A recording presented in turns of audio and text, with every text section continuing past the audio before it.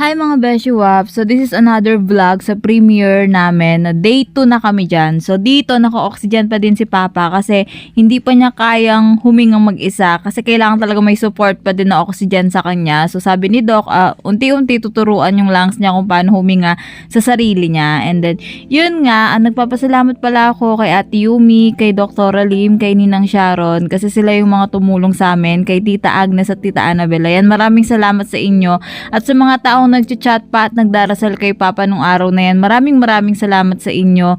Kasi kung di dahil sa inyo, Diyos ko, nawalan na talaga ako ng pag-asa. Maraming salamat talaga. Tapos alam mo ba guys, sa mga panahon na yan, nung araw na yan, grabe. Ang laki na ng bill namin. Nagulat talaga kami. Buti na lang nandiyan dyan lahat kayong tumulong sa amin.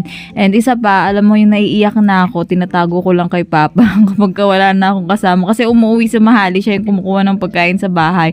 And after nun, umiiyak talaga ako, patago. So, tinatatagan ko yung loob ko, nilalakasan ko yung loob ko kasi alam ko nandun pa si Mama sa bahay, naghihintay kay Papa na babalik, ganun. So, kailangan strong lang kami ni Papa. Kailangan makita nila na malakas ako para maging malakas din sila. So, yun, nagpapasalamat din ako kay God kasi nilakasan niya yung loob ni Papa at binigyan niya ng another life pa. So, guys, to be continued to ha.